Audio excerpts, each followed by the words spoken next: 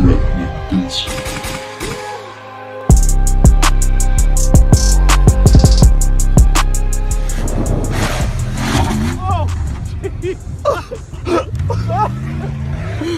my god, dude, it did not let up.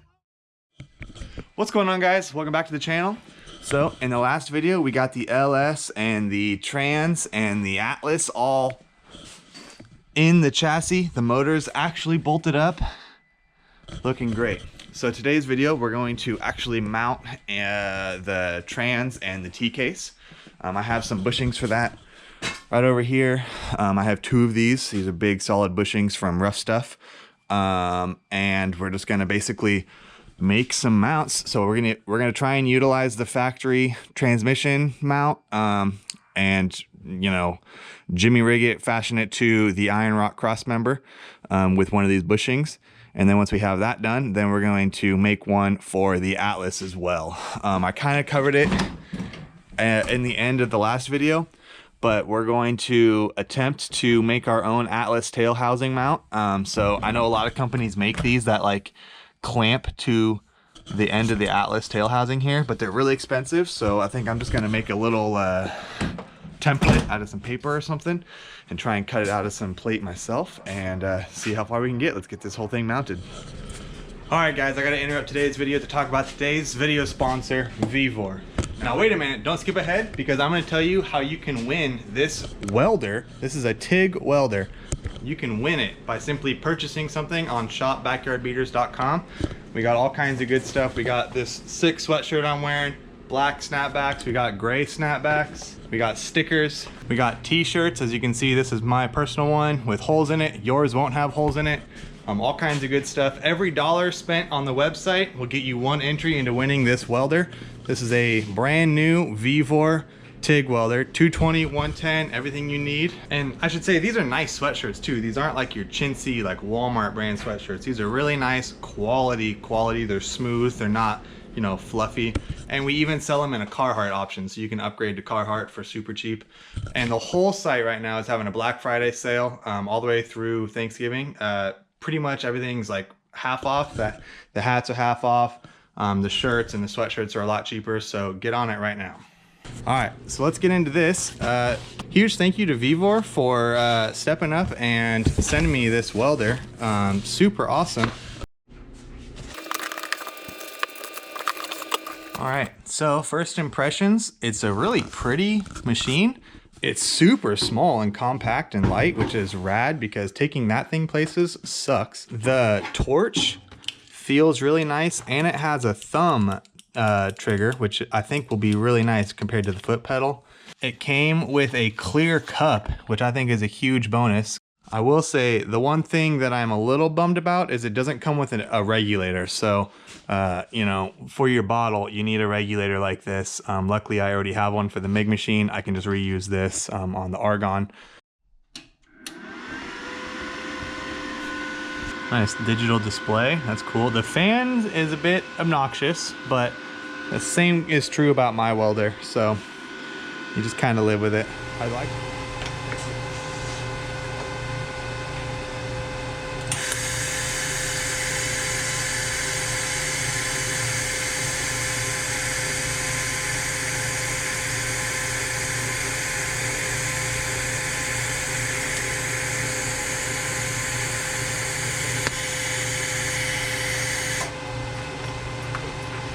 Alright guys, so I have been at this for a few hours now, and I was not giving this machine its fair justice on what it's capable of.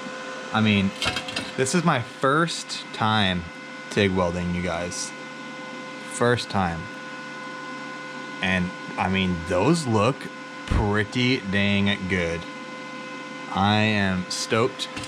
The machine runs great. The torch feels wonderful. I did end up moving the switch up a little higher, but dude. So if you're interested in getting one of these machines for yourself, I'll have a discount code right here and a link in the description so you can go get one. And don't forget, I'm giving this machine away just through purchases on the website. Every dollar spent on the site gets you one entry to win this machine. And yeah, I mean, that's if I even decide to give it away. Just kidding, I'm giving it away.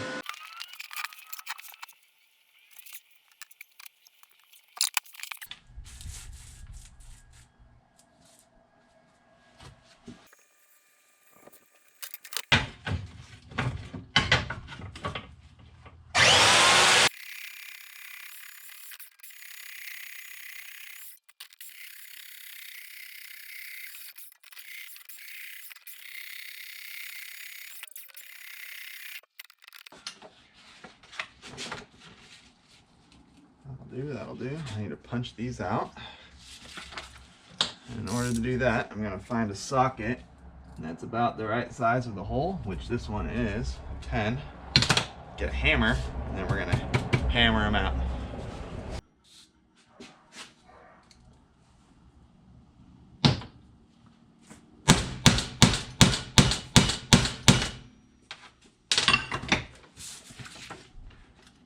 And then you can just kind of poke it on out of there. Ta-da!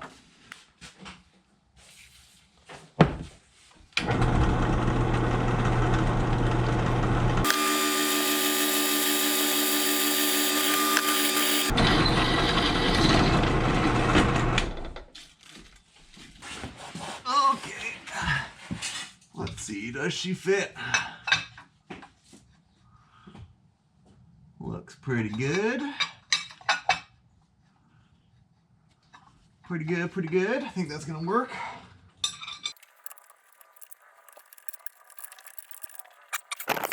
And again, it's not the most square thing in the world, but it doesn't matter. It's, you know, the cross member is all custom made anyways. And so we're just gonna put some gussets in here, box this out, and put that mount in there, and then we're gonna tie it into the cross member. So I think that's the next thing I need to do is get the cross member on, so then I can see how much space I have to work with here, and how we're gonna line all that up. All right, so I'm sitting under here. I've got the cross member like just lightly mocked up in here with, you know, 1 or 2 bolts. You can see my new plate for the trans cross member that I made. The issue is I realized that with the Atlas being a 4-speed now compared to the old 2-speed, we have this reduction box here, which pushes the T-case back to kind of where it's supposed to be. Whereas if you remember my old one, basically this part of the case was up against the trans. So I had to do this custom cross member where I do this like zigzag to push the cross member forward to make room for the Atlas and the driveline yoke. But now you can see the driveline's way back there, kind of where it's supposed to be. And if I put a driveline on the yoke now, it's gonna hit the cross member. And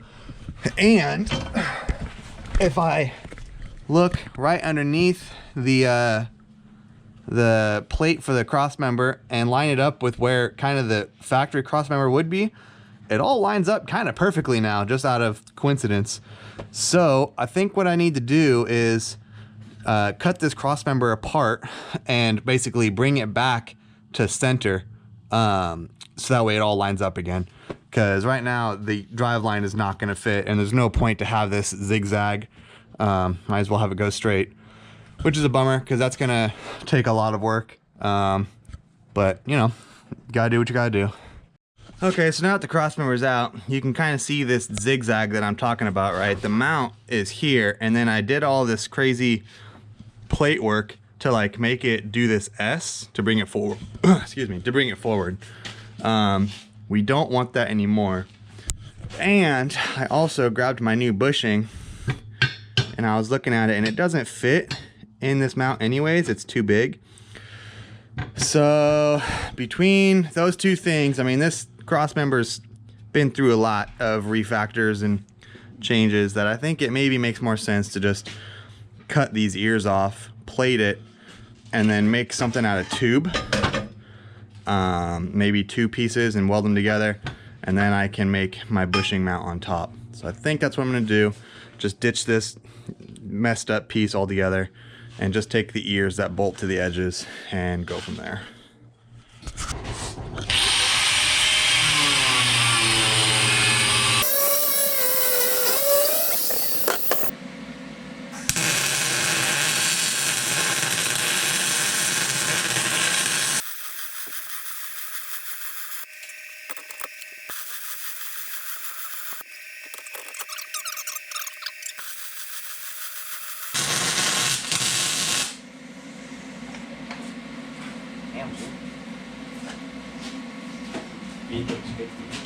Yeah, not bad, right? Sheesh. That thing's hot. Hopefully it doesn't warp too bad. All right, so let me show you where I'm at. I've done a lot of cutting. I can't hardly breathe in here. But I've got both of the cross member end caps done and looking pretty. Both those are good, nice looking welds. I did mess up and I welded the inside, and then I went to go put them up there, and the bracket didn't fit anymore because of the bead on the inside. So I had to go through and do my best to grind that weld back out, but oh well. The outside's solid, so I'm not worried about it at all. So those are good to go. And then the next thing I did was I took the iron rock cross member and I kind of cut it to pieces.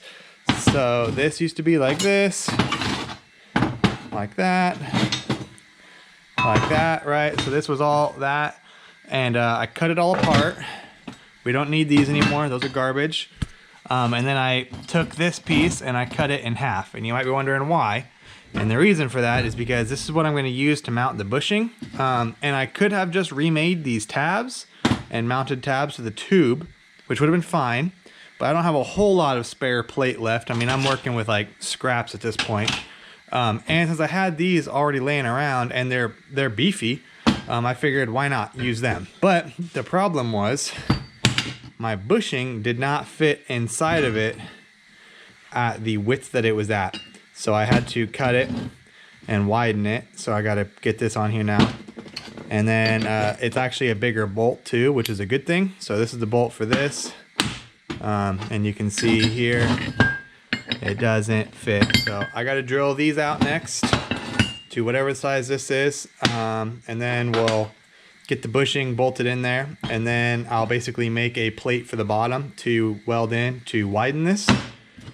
And then after that's done, and we have our end caps on each side of the frame, we'll make a tube that runs underneath here, and this will sit and weld on top of it. I actually think I'm going to do 2 tubes, and that'll be nice and strong, because I have seen a single tube crossmember break at the dunes.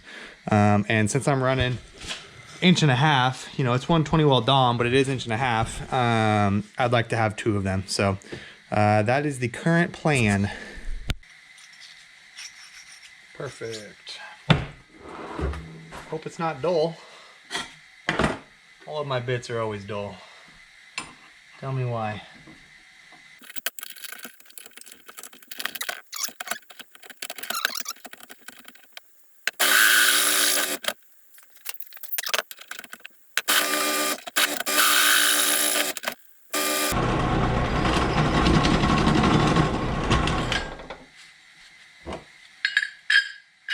Oh yeah.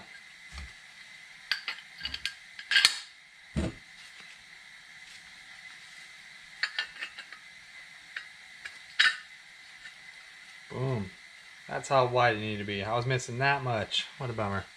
Almost forgot the key important thing here is when you're doing this kind of stuff, always put a washer inside of what you're planning to, you know, bolt together and weld, because then when this all cools and deflects and pulls together, you'll still be able to get this bushing in and out without a grinder or a hammer.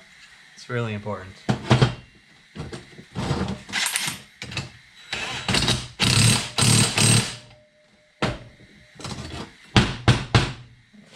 Dirt from inside there.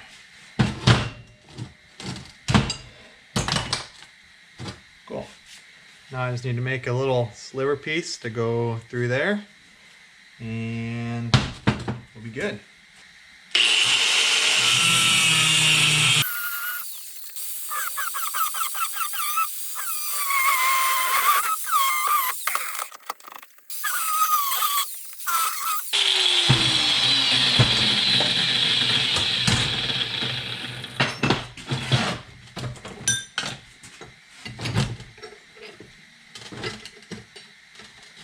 That is really close. I can get this side in. I think once I clean that, it'll slip right in there. Alright, there's my piece. It's got a nice little bevel on both sides. Fits good. I had to tap it in with a hammer. Not hard, just like a little tap, so it's a nice snug fit.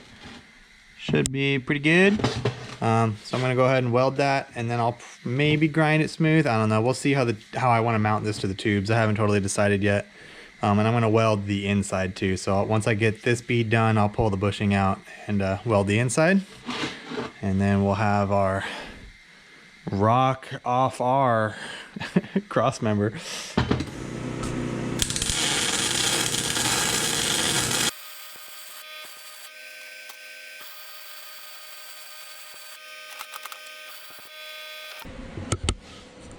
There you go. That'll do. Alright, so this is our pieces that we made for the end caps. This is the old link mounts, right? So you can see these now slide right up and bolts just screw right in. And there's like 6, 3 on each side. And then I've got this one for the other side of the frame. So this will go like that, right? And then I'll have these flat plates to build off of, and they're directly underneath the trans mount plate. And then I have this middle piece that I made. So we'll just kind of do something like that with some tubes, and yeah, that's the plan. All right, so I got the drive line in, and you can see it is close, but it should clear. There's plenty of room. Obviously it's not moving back here, right? So this is just at ride height though. And it's a little closer than I would like it to be. I can still fit my whole hand up in through here, but I need to basically simulate full droop here. All right, I think we're totally good here. So this is totally in line with the yoke, as you can see, and it's a lot further down than it was. I don't know if that's totally full droop, but you can see, I mean, we still have quite a bit of room here. It's not getting closer to this, so I think we're good. I'm just gonna build this cross member with this corner in mind, and to try and kind of avoid that, so I'll probably just stick a tube down towards the bottom, and we'll go from there.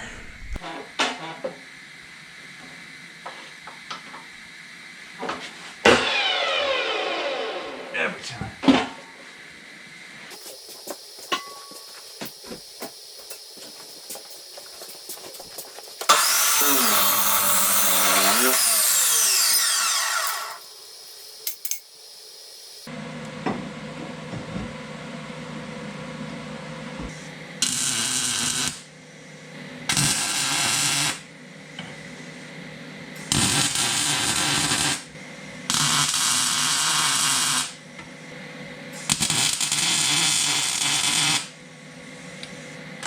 Alright, so this was kind of the plan. I got my 2 tubes tacked in here, and then I have that piece with the bushing just resting on top, right in between the two.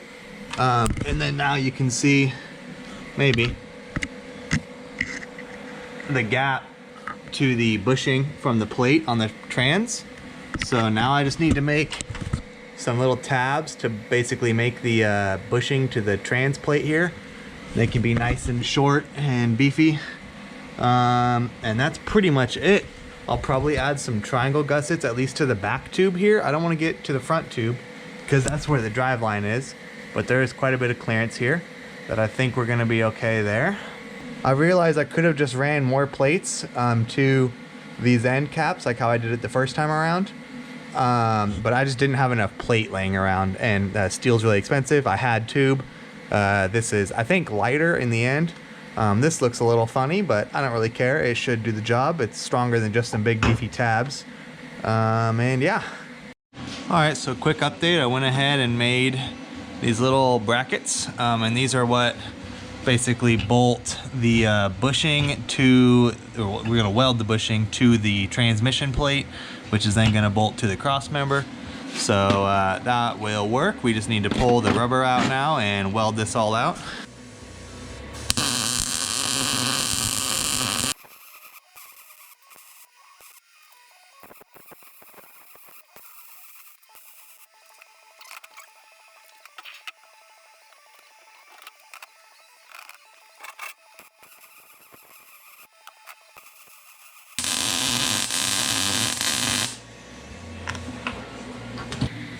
This way. Unfortunately, the rock off-road R has to face backwards. What a shame.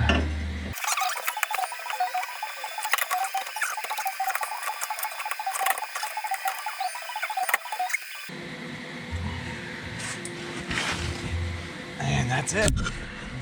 Just gotta weld those to that plate up there and weld these seams on the bottom.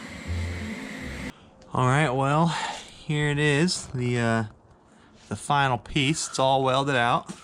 I tacked it in the truck, obviously, and brought it over the bench, welded it all out. I added these little corner gussets everywhere except for this one, because this is where the driveline yoke is, so I didn't want to risk getting close to that, but I added a nice big long one on the other side. And then the middle piece, it's hot, is welded on the bottom and the inside on both sides, so as well as around the corner, so it's not coming off. So this thing's pretty dialed. I'm not happy. It's not the prettiest thing I've ever made. I like my end caps and my tubes and my gussets. It's just this middle piece kind of, I don't know, it kind of looks like an afterthought now that I'm all done, but it wasn't, you know, that was the plan all along. I don't know. It's fine though. It's cross member. It's literally under the Jeep. And it's definitely stronger than what was there before. I mean, this is what I had before, you know. I mean, it was definitely a hodgepodge of multiple builds of me just cutting it up and making it work and cutting it up and making it work. So it's nice to start from scratch, you know, and build it how it was supposed to be. Like I said, this is the only thing that it just doesn't necessarily look the greatest. I think some tabs that would have been super gusseted and tied together would have probably looked better, but this was just, you know, I'm working with scrap, like I said, so it's fine.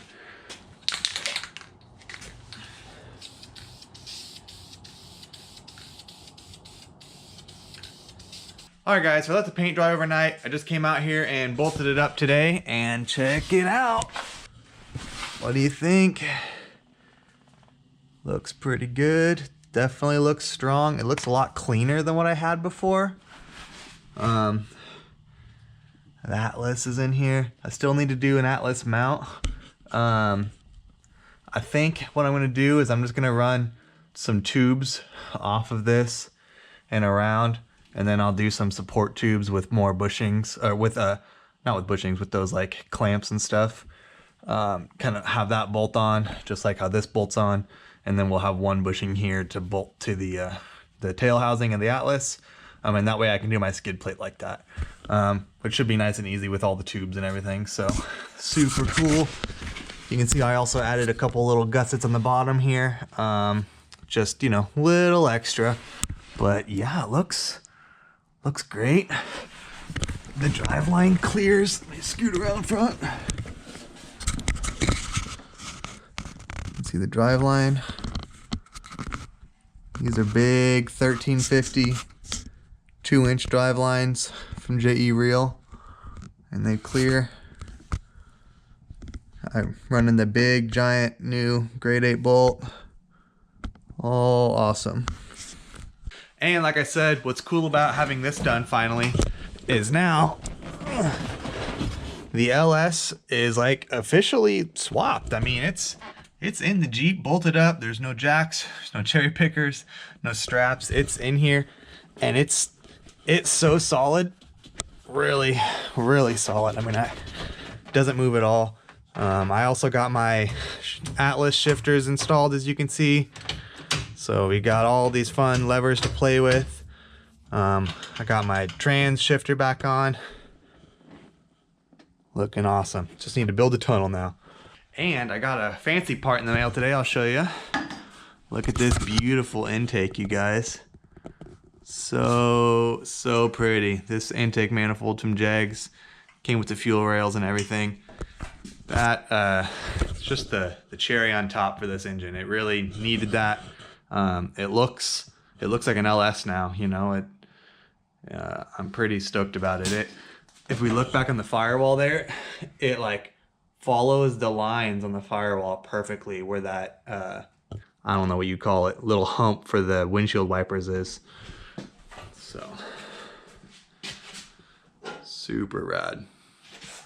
Super rad. And if I call up in here,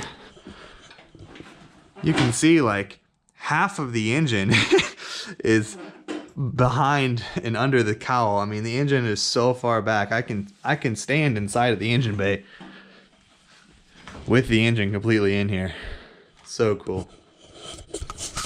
All right, so that's gonna do it for today's video. Thank you so much for watching. Thank you to Vivor for sponsoring today's episode. Again, remember, here's a discount code for you to get this Tig Welder for, I don't know what the discount is, 20%. I'm giving this one away. So buy some merch, win yourself a Tig Welder. All right, thanks for watching.